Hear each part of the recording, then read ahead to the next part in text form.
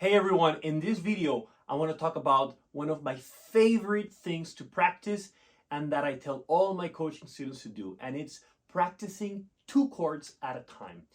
And this all began with the concept of really limiting yourself to just a few resources at a time so that you can actually boost your melodic language and your fluency over just those 2 chords, right? Instead of playing a whole tune.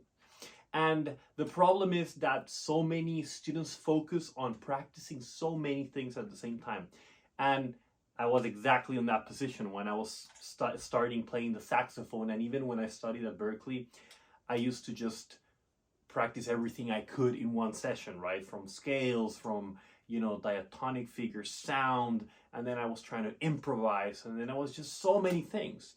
And at that time, I had many hours to practice, so I did get better, but it wasn't until I actually focused on just a few things at a time that my playing really skyrocketed. And I really took my melodic language to the next level. Because here's the thing with improvisation, there's really not a guided way to practice. Everybody does it differently, and there's a few things that you can do, right? We all transcribe, we all listen, and we try to imitate and apply scales and chords onto tunes. But the more students that I've taught, I'm realizing that we're all on that same pool and having that same problem of not knowing what to practice to actually see results soon. Because a lot of people think, oh, if I practice 20 things for like a year, I'm going to get better. And the problem is that the year goes by and they practice those 20 things and they actually don't get substantially better at any of them. So if you think about this with anything you do in life, right? Or like with a business, sometimes what you need to do is just focus on 1 or 2 main things at a time and then get that better. And once that's better and that's in a good position, you can go to the next thing. It's the same with music. And this all started because I had a few teachers that really transformed the way I think.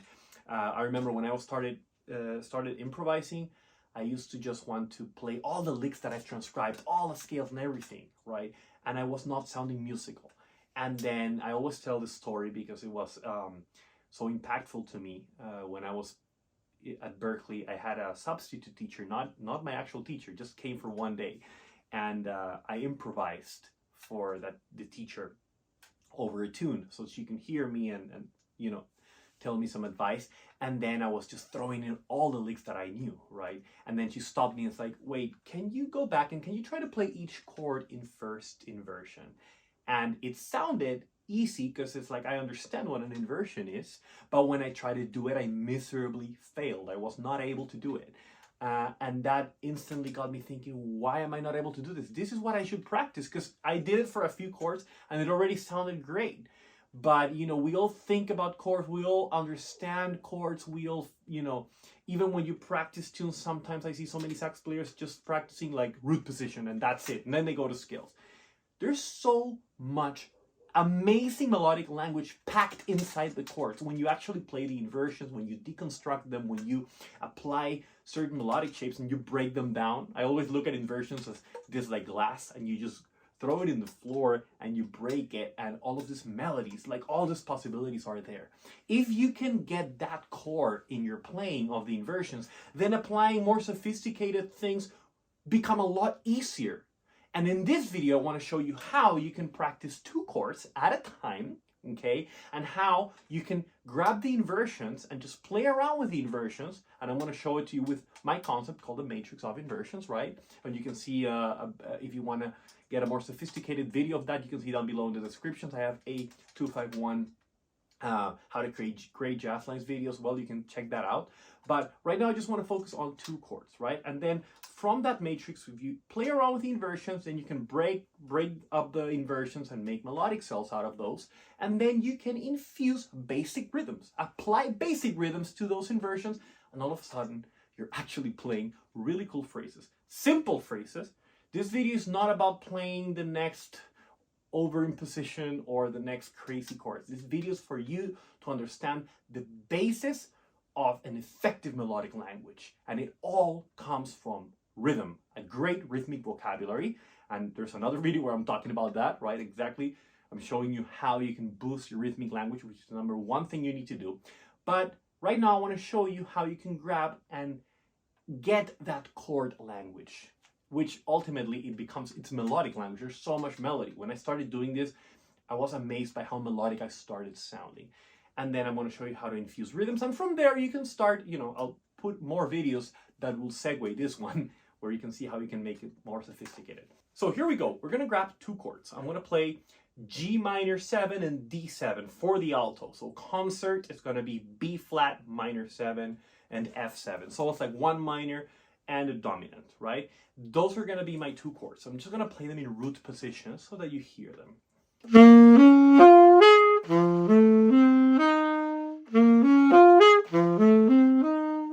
So that's the two chords, one after the other in root position, right? I'm just going to loop this, right? Now, here's the first thing you need to do. You need to go through each inversion, right? As you can see here. So I'm going to go now the two chords in first inversion, ascending.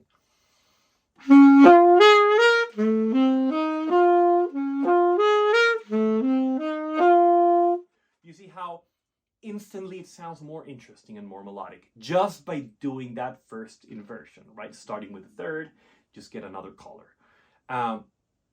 And then we go to, let's go to second inversion. So starting with the fifth, right? It's going to be. You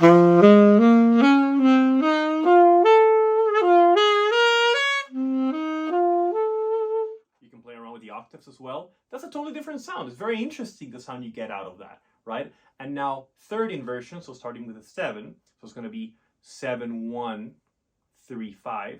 It's going to be like this.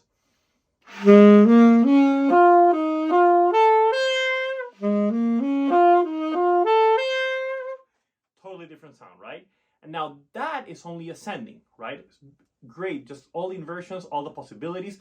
I only did them ascending. Now here's a very important thing. A lot of sax players, we make the mistake of just practicing this kind of things only on the ascending motion. The descending instantly gives us a different and additional melodic possibility without making it more complicated, because it's the same fingerings. The only thing you have to do is to start, if you're reading it, you can read it basically right to left, or you just play the same figure descending. And I recommend you always, whatever you play, when it comes to melodic scales and patterns, try to put it backwards and just hear, pay attention to how it sounds. So I'm going to go again, root position first, second, and third. But what I'm going to do is I'm going to play first the ascending and then the descending, right? So root position, descending. Now first inversion, ascending.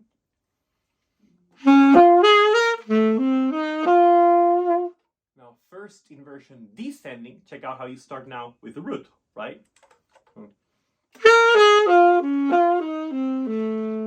Beautiful. Now second inversion, ascending. Second inversion, descending. Now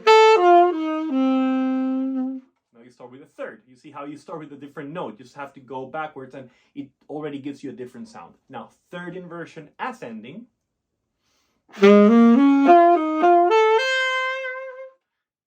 descending.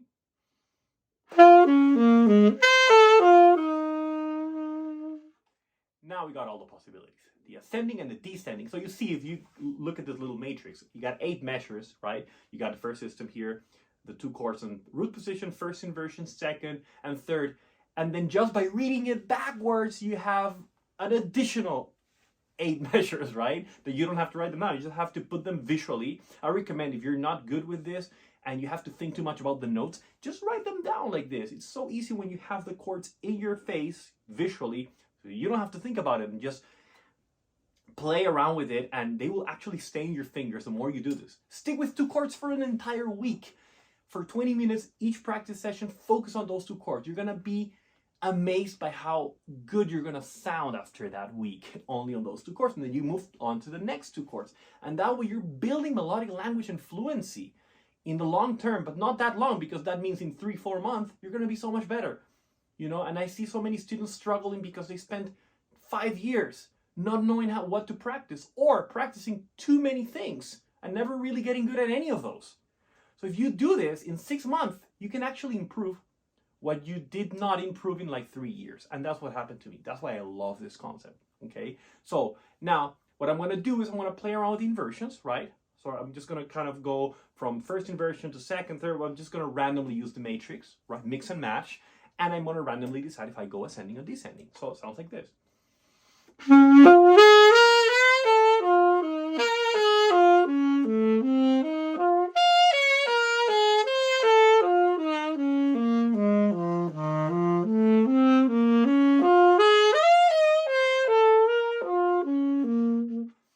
You see how cool it is? And then by just looking at it and just, you get so many options. You don't even have to think about the options. You just kind of go from one to the other. I'm not reading it right now because I know these chords really well. And you see how I'm purposely like jumping and doing ascending, descending, maybe ascending, ascending, descending, descending. You don't have to do it symmetrically. And you do all these options, right? And already you're feeding your ear and your fingers. Your fingers are memorizing the position so that you don't have to think about the notes in the future for those two chords. And at the same time, your ear is like really listening to the shapes. To the point where maybe after a week, you'll be able to sing it, right? You know, you're gonna be able to actually sing the pitches of the chords, or just at least internalize how it sounds, so that when you actually hear music that contains this, which is a lot, you're gonna instantly recognize it, right? Now here's the cool part. Let's add rhythm, right? Simple rhythm, and I'm just gonna do the same, but I'm gonna add a simple 4-note rhythm. Why 4-note? Because there's, you know, we have 4 notes and they're very accessible. So like ba ba ba da, 1 2 3 4, ba ba ba da, 1 2 3 4. So I'm gonna do ba ba ba ba ba ba da, G minor, right? And then the rhythm in D7, the rhythm in this chord, and then the rhythm in the other one. Sounds like this. 1 2 3.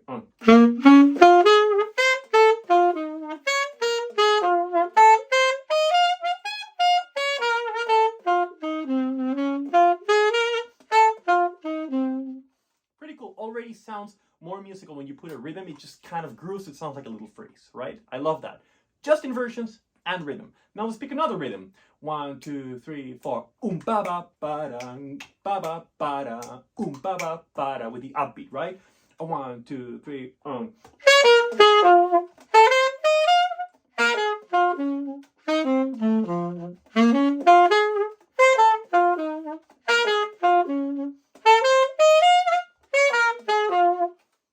Right, already sounds very spicy, like a different rhythm. You can keep trying, you can keep practicing this with little different rhythmic cells, very simple rhythms.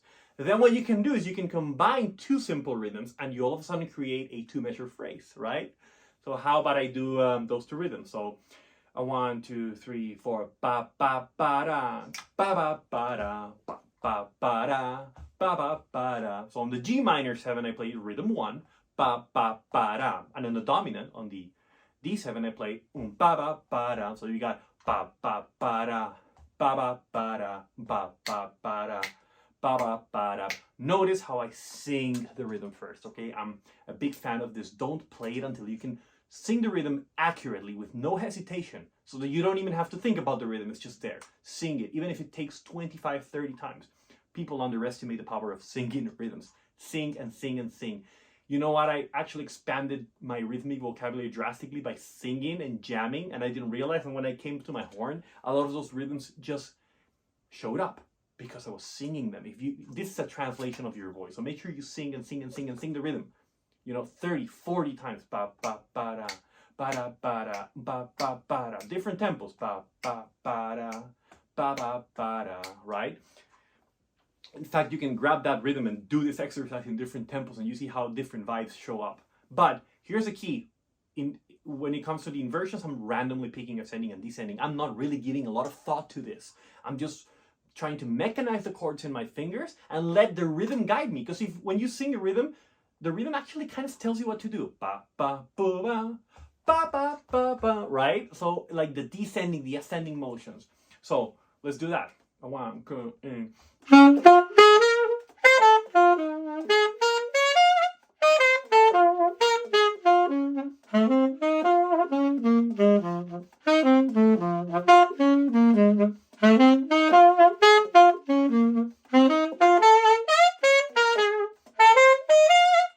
Pretty cool, right? And you can do it even faster.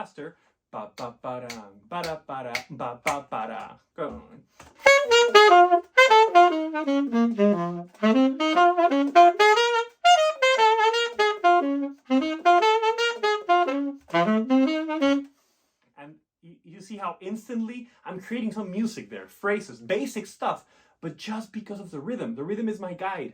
The notes and the chords and the inversions are kind of my template where I can look at those and transform it and make a lot of music because of rhythm. Without the rhythm, it will just sound like a mumbling of notes. Yeah, you'll sound good, but if you don't have the rhythm, it's just a lot harder to make this musical, if that makes sense. So what I recommend is that you try this with different rhythms. You can stick with 2 chords a week, and you can just every day you try one little rhythm, right? Until you get really good at it. Then combine 2 rhythms, then combine 3. And all of a sudden, you're just not only mastering the chords, but you're enhancing your melodic language by infusing rhythmic cells to your playing. Here's the thing about rhythm. I love detaching the rhythm from everything else, because a lot of the times we transcribe phrases and we transcribe the same rhythm, the same chords, the same lines, the same melody over the same context. And then what happened to me is that I was cursed of I could only use those phrases on the same context and on the same song or on the same chords, because I never really detach. When you detach the rhythm, you can actually grab that rhythm and put it on an entirely different thing, right? As you see in my other video, I grab a simple major scale and I grab a rhythm from Dexter Gordon, then a rhythm from Cannonball Adderley, from one of their solo. I detach the rhythm from their phrase, and then I just play around with that. And then I play around with a very simple scale. And all of a sudden, you're making a C major scale sound so musical. You can watch that video in the description as well. If you're enjoying my video and you found this valuable, please hit the subscribe button and turn on notifications so that you can get notified every time I post a new video. I'm basically posting a new educational video like this one every single Tuesday, and other saxophone related videos as well. So make sure to also comment below what kind of content would you like to see next for my future videos. Thank you so much for watching. Let's keep going. Okay, so the next thing, it was really important, is now that we have the chords in our fingers, on our ears, and the rhythm, let's break down the chords. And let's apply octave displacement, which means instead of just playing the chord in the same way, ascending, we're going to break it up, right? So instead of playing root position, for instance, we can play, let's say we play like first inversion.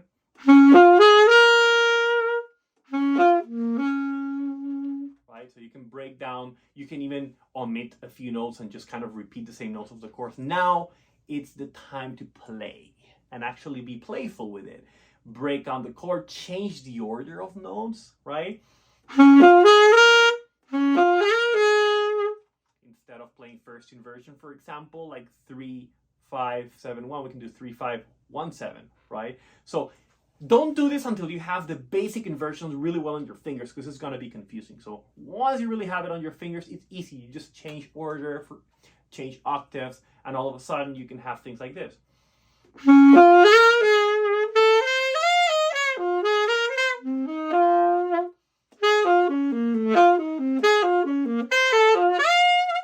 Right? Repeating a few notes, taking away a few, like once you have the chords in your fingers, it's a lot easier to kind of create these bigger jumps. Oh, I'm not going to play the fifth, I'm just going to play the third, the root, and then jump all the way to the root. Create these jumps on purpose. Don't just connect the chords really closely. It's good to connect them closely. It's called voice leading, but it's also good and expressive to make these jumps, right?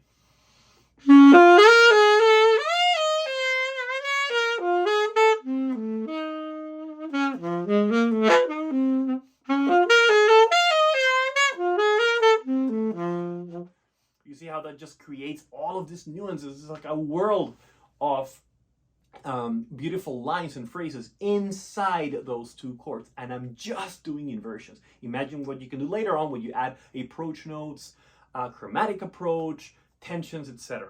Right? It's unbelievable the amazing things you can do. So let's put the rhythm again. Ba ba ba da ba da ba da ba ba ba da ba da ba da. But now instead of just playing the plain inversions, I'm going to play around with octave displacement and randomly change order. Don't think too much about this, right? If you have the inversions like visually in your face, you can read them, and then just randomly see if you can just, because it's easy when it's visual. Oh, I'm just going to replace this one. I'm going to play this. No, maybe omit this note and maybe change the order here and change the octaves, right? Play around with the octaves as well and all of that. So, right? Let's check it out. 1, 2, 3.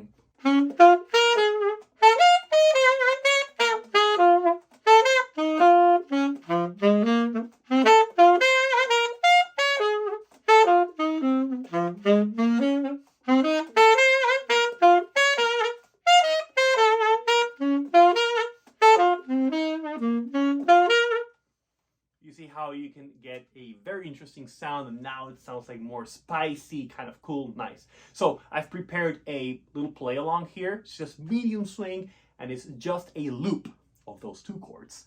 1 to 5, 1 to 5, Gm7 D7. For the alto concert, I'm playing B flat minor 7 to F7. That's it. That's my entire medium swing play along, 140 BPM. So it's like kind of a medium tempo vibe. And I'm gonna play over it. And you're gonna see, I'm just gonna use these devices. Here's the thing about this video. It's not about complexity right now. It's about getting that core harmonic sound in your fingers. You can do this by playing, only focusing on 2 chords a week, then add the next 2. And here's the thing, when you actually get a good core, and you do 2 chords and you do 2 more, all of a sudden you're gonna be able to do an entire tune, because it's all the same. It's the same sounds. You're just gonna have to transpose and work around other things. But once you have 2 chords, because a lot of people feel like, oh, 2 chords, it's gonna take so long. Well, not, because when you have 2 chords really well, it's the same language. Transfer to the next 2. And when you have 4, you might as well just go and do 4 more instead of just 2, because it gets easier. The better you get at the simple stuff. That's the key here. A lot of people want to sound complicated. It's like, oh, I wanna get the jazz diminished scale. You know, I've had students, sax players, that I ask them what they practice, you know, and I see some of them tell me, oh, I'm in the diminished scale right now. And then I ask them to improvise over a tune, and they don't have melodic ideas. So it's like, why are you practicing such a complex device? Not complex, but you know what I mean, like the diminished scale. If you can't even play beautiful lines over the chords, if you don't have chord language, why are you practicing over imposing modern chords? It's like a lot of people, especially in the jazz world, are focusing on here, and I did that. You're focused here. It's like, I want to sound like modern and stuff. And you basically omit all of this stuff, right? You see all the best players, you know, Dexter Gordon, Michael Brecker, George Garçon, Gerald Albright, whatever style, they have an amazing chord language, you know, and the better you get at this, and the better rhythmic language, and the better, you know, more rhythms and the more fluency over chords, the better and the easier all the other stuff will be. It's so easy to then play out there if you know how to play in and you know how to play beautiful lines. So let's go ahead. I'm going to play that for you. And remember, I'm only going to use simple rhythms and everything we've covered right now. Octave displacement, just playing with the inversions, changing order, this and that, nothing complicated. I just want you to hear how it sounds when you're able to do this properly with simplicity but conviction. Okay, here we go.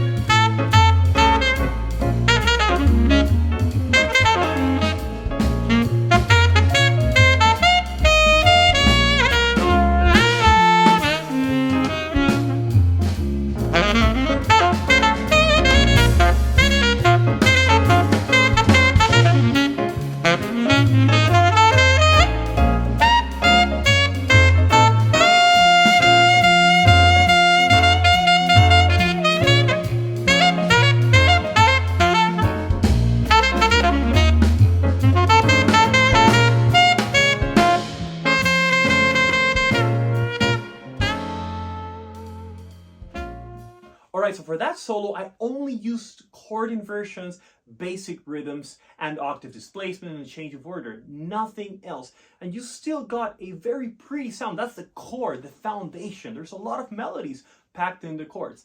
And now what I want to do now is I'm going to play another version with everything I would normally play. But I would be still based on a good rhythmic vocabulary and chord language foundation, which is what this video is all about. So I want you to see how you can get from those chords, the basic stuff, to a more advanced language with, you know, chord extensions, chromatic approach notes. I'm gonna even play a little bit of the blues scale, the G minor blues scale, and a lot of other devices. But the core of my sound will still come from the chords, and then everything else will add on it. So I'm gonna play that next version so you can see how you can get from here to here. And I teach exactly my step-by-step framework on how to do that on my Jazz Improvisation Mastery System course, so you can check it out in the description. Let's go.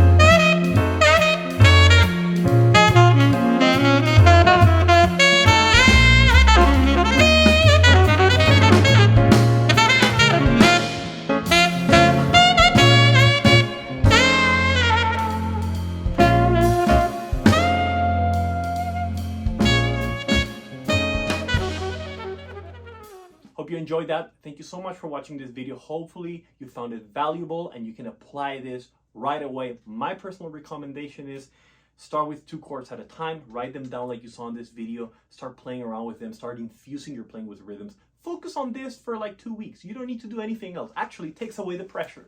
Just do this.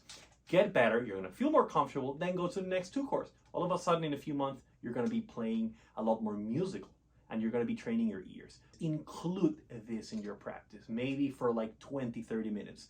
At the end of your practice, when you're warmed up and you just wanna have a little fun, then do this. Do this every day, 2 chords a week, then the next week another 2 chords.